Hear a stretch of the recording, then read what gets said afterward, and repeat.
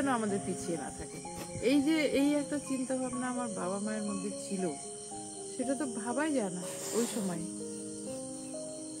তারপরে জ্ঞান হয়েছে, গান শুনেছি, কানন দেবী, আঙুরবালা, তারপরে কমলা ঝরিয়া, ওই নাম এখন কেউ জানে কি জানি না আমি, সতীনাথ মুখোপাধ্যায়, মান্না দে। কমলা ঝরিয়া? হ্যাঁ, নাম কিন্তু গায়িকা।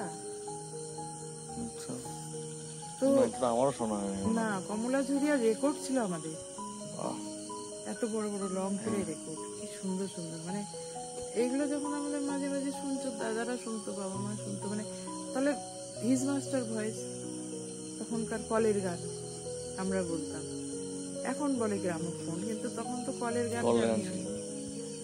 হিজ মাস্টার ভয়েসে কি সুন্দর একটা মাইক্রোফোনটা রেকর্ডের উপর বসানো থাকে, আর সামনে একটা কুকুর কি সুন্দর লেজ গুটিয়ে এরকম সুন্দর করে গান শুনছে সামনে, এটাই ছবি আমাদের। এই করে করে শুনে শুনে বড় হওয়া, আমাদের মাঠের উপর দিয়ে মাইলের পর মাইল হেঁটে স্কুল কলেজে যাওয়া, পেঁয়াজের ক্ষেত, মটরশুঁটি খাইতে খাইতে চলে গেলাম। সকালবেলা হয়তো তোলা হচ্ছে টমেটো, আমার দাদা আবার টাকাটা মুখে ছুড়বে টমেটো, কাঁচা মানে পাকা পাকা টমেটো।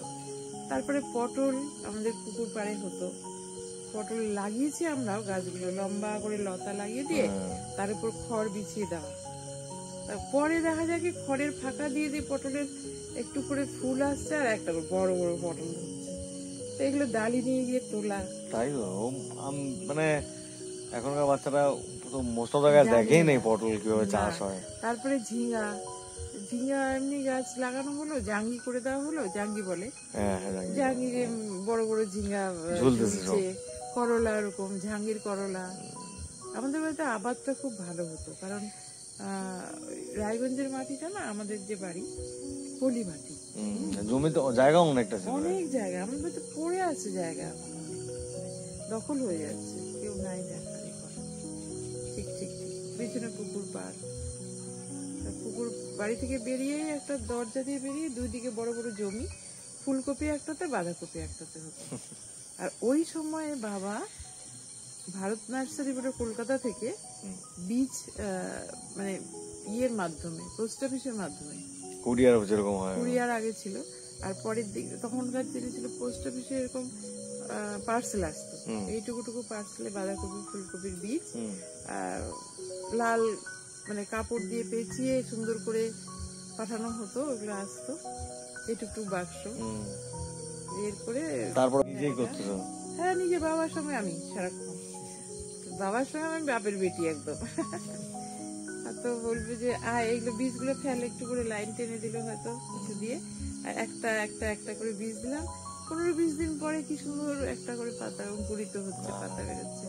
বৃষ্টি আসলে দৌড়ে গিয়ে এরকম তোমার ঘরের যে ইয়ে থাকে না আমাদের, কি বলে, ঢাকা দেয় যে খড়ের চাল, চালগুলো আবার এতটুকু করে খুঁটির উপর যাতে ওই জল পড়ে নষ্ট না হয়ে যায়। হ্যাঁ, বৃষ্টি পড়ে যেন পচে না যায়, কারণ ওগুলো তোলা হিসাবে আনা হতো ভারত নার্সারি থেকে, কাঠের ছোট ছোট বক্সের মধ্যে বীজ। আর কপি দেখার মতো ঝকঝকে কপি, ফুলকপি বড় বড় মাস্টার মাসের কপি, এখনো কেন হাটে আসলো না? বাবা শখ করে লাগাতো, কিন্তু লোকের কি ডিমান্ড, মাস্টার কপি এখনো আসলো না কোনো বাগানে, বাজারে গরুর গাড়িতে ভর্তি করে, এক গাড়ি করে কপি যেত আমাদের। ঠিক ঠিক ঠিক।